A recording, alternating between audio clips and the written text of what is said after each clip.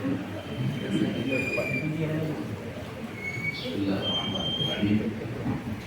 Assalamualaikum warahmatullahi wabarakatuh. Waalaikumsalam. Alhamdulillahirabbil alamin. Wassalatu wassalamu ala asyrafil anbiya'i wal mursalin wa ala alihi wa ashabihi ajma'in. Raditu billahi rabba wa bil islami dina wa bi Muhammadin nabiyya wa rasulah. Bishrah li sadri wa yassir li amri wahlul 'uqdatam min lisani yafqahu qawli. Allahumma ja'al jam'ana hadza jam'an marhuma wa tafarruqana min ba'dihi tafarruqan ma'suma. Kaum muslimin dan muslimat sidang jamaah maghrib yang dirahmati Allah. Kita buka pertanyaan. Ya, pertanyaan Pak. Kawin beda agama, menurut Islam. Ya.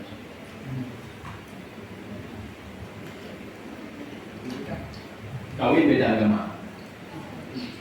Di dalam Al-Quran surah Al-Maidah itu diungkapkan makanan yang halal bagi mereka halal juga bagimu. Ya. Boleh seorang itu menikah dengan ahlul kitab. Kapan itu? Ketika di Madinah dulu, sebelum Al-Quran habis diturunkan semuanya. Taurat masih berlaku, Injil masih berlaku, Al-Quran juga ada, tiga-tiga ada. Maka ketika itu masih berlaku dan Al-Quran belum turun habis semuanya, maka Allah mengizinkan boleh menikah dengan ahlul kitab. Ahlul kitab yang dimaksud adalah orang-orang Yahudi dan Nasrani. Kenapa? Mereka masih memegang kitab Taurat dan Injil. Mereka masih memegang kitab Taurat dan Injil. Tetapi setelah Al-Quran sudah habis diturunkan semuanya, sudah lengkap, al-yawma akmaltu lakum dinakum wa atmamtu alaikum nikmati wa raditu lakumul Islam madinah. Islam adalah satu-satunya agama yang bukan Yahudi, bukan Nasrani, tidak ada kitab Taurat dan Injil, ada. Kita cuma beriman saja. Yang terakhir adalah Al-Quran Karim. Maka hukum yang dulu itu tidak berlaku lagi. Sekarang kita sudah menyalahkan hukum. Kita melihat sudah menikahi dalam Al-Quran jilid begahnya, ya jilid begah. Boleh menikahi Yahudi dan Nasrani, ahlul kitab. Boleh itu dulu ketika Rasulullah berada di Madinah. Rasulullah mengatakan kepada penduduk Madinah itu, kaum muhajirin, kalian boleh menikah dengan Yahudi dan Nasrani. Boleh. Kenapa? Karena mereka ahlul kitab. Kenapa boleh? Karena apapun yang halal dalam Al-Quran halal juga di dalam kitab mereka. Maka apa yang mereka makan boleh kalian makan. Jadi pun tidak baca hancur deh.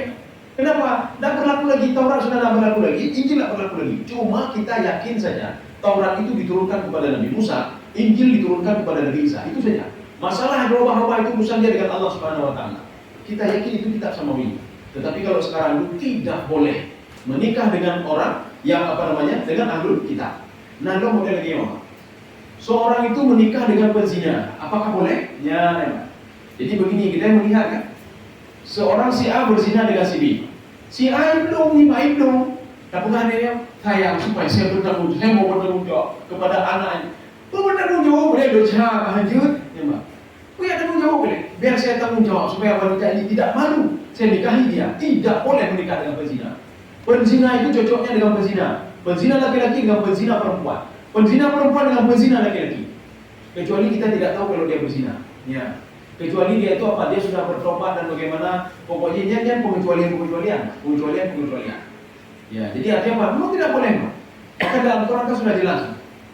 Penzina laki-laki menikah dengan penzina perempuan. Makanya kenapa ketika seorang itu ingin menikahi anaknya, kamu lihat dulu Pak keturunannya.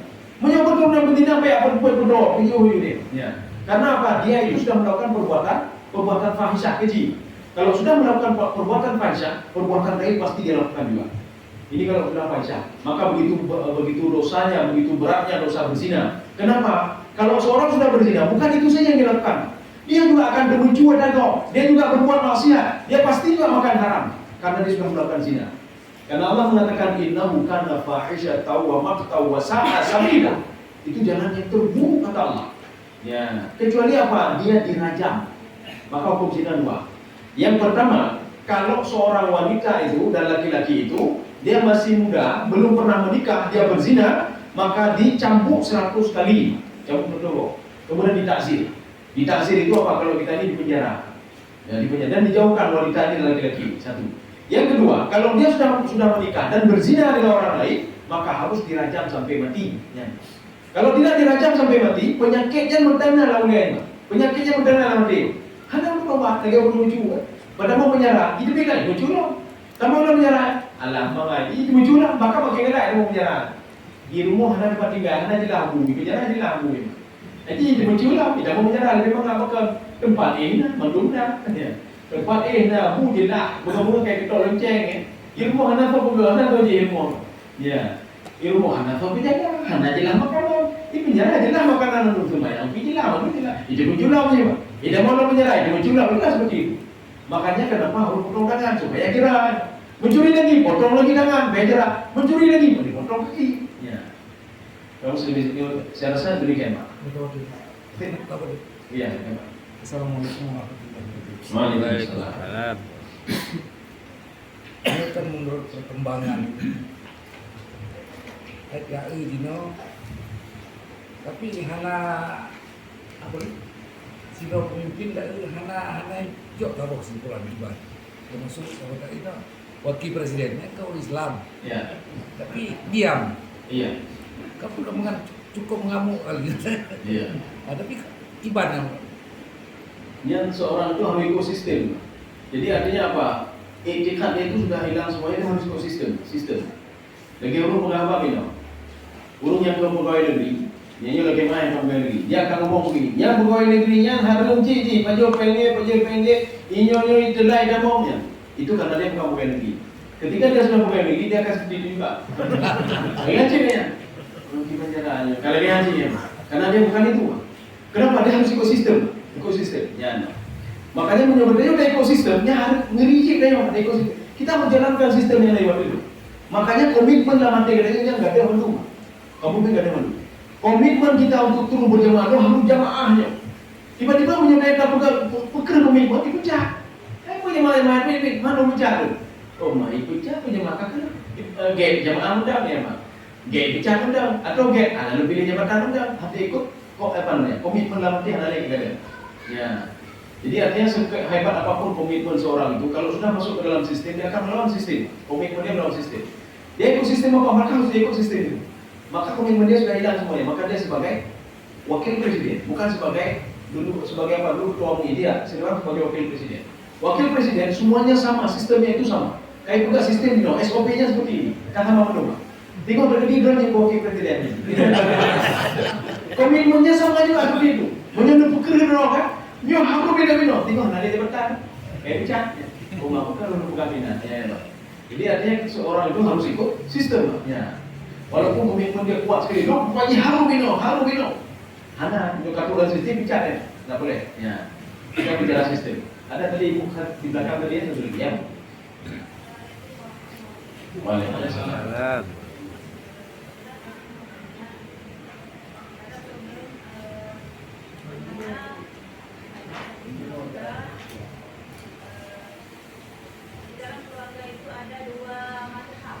Iya, dua mazhab.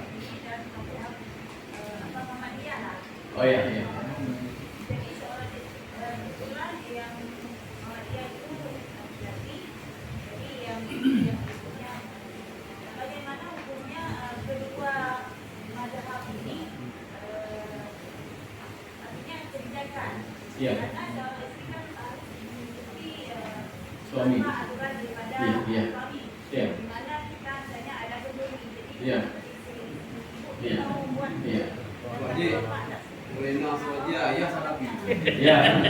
Ya, betul. Kami pernah mengadakan seminar internasional. Pematerinya tidak tanggung-tanggung. Pengarang kitab Al-Fiqhul Islami wa Adilatuhu. Yang segini tebal kitabnya dalam bahasa Arab. Terjemahan ya, begini teman. Jadi nama beliau Profesor Dr. Wahbah Zuhaili. Beliau orang Suriah. Jadi ketika kami ketemu di Pasca di UIN, kami tanya kepada beliau, bukan saya tanya, ada seorang imam tanya, maka beliau marah sekali waktu itu. Ditanya apa? Syekh mazhab apa? Ya, marah dia. Tidak ada mazhab kata beliau. Kita semua sama. Kita semua orang mukmin. Kita semua menghargai semuanya. Makanya di dalam kitab beliau Fikih Islami wa Adilatuhu, semua mazhab ada di sini. Semua mazhab ada. Cara berwudu Hanafi begini, cara berwudu Syafi'i begini, cara berwudu ini begini. Makanya mereka itu apa? Tidak pernah ribut satu sama lainnya. Kenapa? Karena mereka itu punya akhlak yang luar biasa, menghormati ilmu orang lain, menghormati kecerdasan orang lain. Maka semuanya itu harus dilandasi dengan akhlak. Saya rasa anak perlekan karung, ini anak perlekan. Kita menyesuaikan diri saja. Pernah kunut, tak kunut ya. Lo nanti lemun di tudan, ya lo tanya bapakmu. Kunut, Allah madinah ya. Jamaah, amin, amin. Yang benar, amin, amin. Nah kita kunut mesti kunut sih. Dengan lo tanya lah, anak kunut. Nak tahu ada lundu. Lo tanya, namanya apa? Anak. Ini benar. Besoknya juga ini kok. Kata Allah ya. Doa. Awak kan doa aja, doa kamu amin. Doa aja. Lo baca doa. Jadi alhamdulillah rabbil alamin, amin. Jadi istighfar kok. Astagfirullahaladzim. Tapi sama lagi ada jawabnya. Ya. Mereka itu menghargai orang lain. Ya. Makanya Imam Syafi'i kan pakai kunut, Imam Syafi'i pakai kunut. Ketika suatu hari Imam Syafi'i diajak ke tempat Imam gurunya Imam Maliki. Imam Maliki akhirnya apa? Ingin menampakkan kepada murid-muridnya menghormati ilmu orang lain. Syafi'i, kamu jadi imam. Imam Syafi'i kan ada kunut. Gimana caranya? Guru itu ada kunut. Ini tempat orang ada kunut. Saya menghormati kebijakan kampung ini tidak kunut. Yang memaksakan diri. Punya dapat hadrat, yang minum irong hilal. Itu badai orang dulu. Jadi ada apa? Kebijakan kampung ini begini. Akhirnya apa? Imam Syafi'i tidak kunut. Assalamualaikum warahmatullahi wabarakatuh. Akhirnya muridnya bangun. Wahai tuan guru, engkau kan menyuruh kami kunut. Kenapa tidak kunut tadi? Kebijakan lokal. Itu istilahnya. Artinya apa? Kita menghormati kunut di sini. Ini itu istilahnya. Kearifan lokal ya. Kearifan lokal. Mereka ini begini nak kunut. Oh punya bedanya udah ikut imam yang anak kunut. Dia kunut gimana cara? Tak kunut juga orang betul tahu. Tidak sebelum Muhammad. Seandainya imam itu kunutnya, bedanya anak kunut bagaimana cara? Kadang mental pun tahu. Beda pun beda imam. Seandainya kita beriktikad, Imam Syafi'i beriktikad, orang yang meninggalkan kunut itu harus sujud sahwi, ya, sujud sahwi. Sujud sahwi ada dua model. Boleh dalam salat, boleh di luar salat. Supaya sampai anda mau dari kok, sujud sahwi rumah ini. Atau sujud sahwi ketika assalamualaikum, sujud sahwi di luar salat. Boleh anda dalam salat. Allah, assalamualaikum. Bagaimana? Jadi apa itu? Ya, kalau kita tidak bisa menerima seperti itu. Artinya apa? Setelah salam dulu. Jadi jangan kita ini melanggar imam ketika assalamualaikum warahmatullah, assalamualaikum akhirnya anak kunut dulu. Anak dulu. Tujuh kami Allahu Akbar. Dia kata para imam. Maka cara supaya tidak mufara imam. Ketika Imam assalamualaikum cik. Assalamualaikum. Sudah? Kita yakin dari seperti Imam Syafi'i, kunut itu adalah wajib dan yang meninggalkan wajib itu harus sujud sahwi. Tapi ada tempat itu tapi ini. Ya. Pakai dia lagi punya. Sebagai karu itu tawi. Yang penting karu karu. Dia karu gara-gara masalahnya karu. Ya. Jadi makanya ini kan apa namanya? Imam Syafi'i menghargai orang lain. Orang yang menghargai Syafi'i. Imam Syafi'i tidak pernah mengatakan kepada guru yang guru hanya betul. Ya. Imam Maliki tidak pernah mengatakan kamu murid tidak bisa diuntung. Saya mengajarkan kamu tidak kunut. Kenapa kamu kunut? Ya. Coba baca kitab Imam Syafi'i, kitab Ar-Rasail. Di situ bagaimana Imam Syafi'i tidak setuju dengan pendapat gurunya, tapi tidak pernah mengatakan guru saya salah, ini salah, tidak pernah. Dia mengatakan menurut saya begini, ini begini. Bertolak belakang semua. Tetapi tidak pernah mengatakan yang salah. Cuma bedanya mentang yang kering, Jadi bedanya mentang yang Syafi'iyah yang lain. Syafi'iyah dia mengikut Imam Syafi'i. Bedanya mentang yang karu. Imam Syafi'i yang karu guru lain. Bedanya mentang yang karu. Ya, hanya pakai ya, hanya keluar. Ya, hanya kebu. Kita yang karu. Orang pun tidak pernah. Kenapa? Karena ilmu mereka saling menghargai orang lain. Jadi makanya tak ada istilah. Lu datang lagi, lu Syafi'i, hanya berapa? Ya. Makanya di Jakarta ada satu mazhab di situ. Ketika tanya teman kita jawab. Termasuk mereka tanya, dan Syafi'i Maliki. Malu ngomong sih, macam cara jawab. Ino. Syafi'i cik. Baik kan kamu be. Makanya kita pancing mina, punya bukan lain dia, ya kakak lu. Artinya kesama kita kan ada masalah. Syafi'i Maliki Hanafi terserah. Mau dia salah sami Allah liman hamidah, dia bersedekah. Ya tidak ada masalah.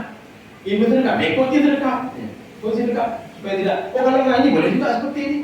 Asal kalau yang masalah ini sekarang orang itu melihat bahwa anak sedekah, besok keluar sejalan salah. Dia begini. Artinya dia tidak menghargai perbedaan pendapat. Imam Maliki, Imam Hanafi begitu hebat ilmunya. Kan ada bikin imam jelek-jelek kan. Imam Maliki juga kan jelek-jelek muridnya Imam Hanafi. Imam Syafi'i yang minta ilmu dengan tapak kaki minta ilmu. Mana belok ya? Dengan ibunya dia pergi. Ya. Dia pergi mencari ilmu. Dari Palestin ke Madinah dia pergi untuk mencari Imam Maliki. Ya, yang minta goreng mengakinya. Nyok dan nyokan nah kenaan dua orang. Pak pengajian ini Yuna itu. Pak ini nah. Jadi Imam Syafi'i ingin tepak ya, yang minta goreng Imam Maliki. Ya, makanya Imam Syafi'i sudah level hati yang keempat.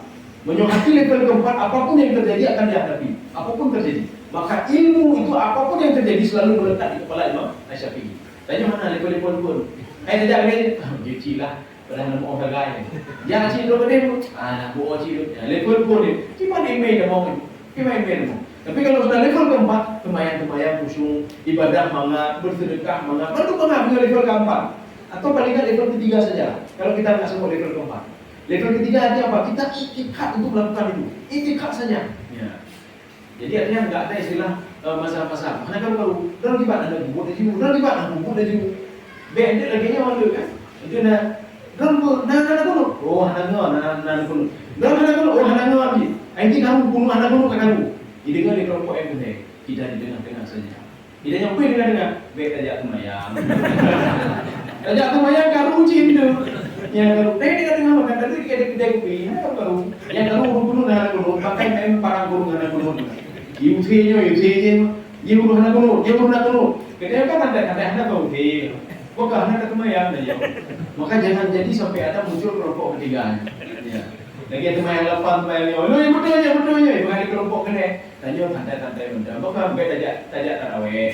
Lalu dia kopi benda. Nanti kalau yang banyak. Makanya wayang nak kalau dia kopi juga nak kalau. Honda le itu, Honda le itu kena betul. Tapi urung cuma jaya dalam. Karena wayang nak kalau. Jadi ada masalah apa? Saya rasa cukup sekian saja. Mudah-mudahan ada manfaatnya bagi lulusan dan jemaah sekalian. Subhanallah bihamdika, asyhadu an la ilaha illa anta, astaghfiruka wa atubu ilaik. Assalamualaikum warahmatullahi wabarakatuh.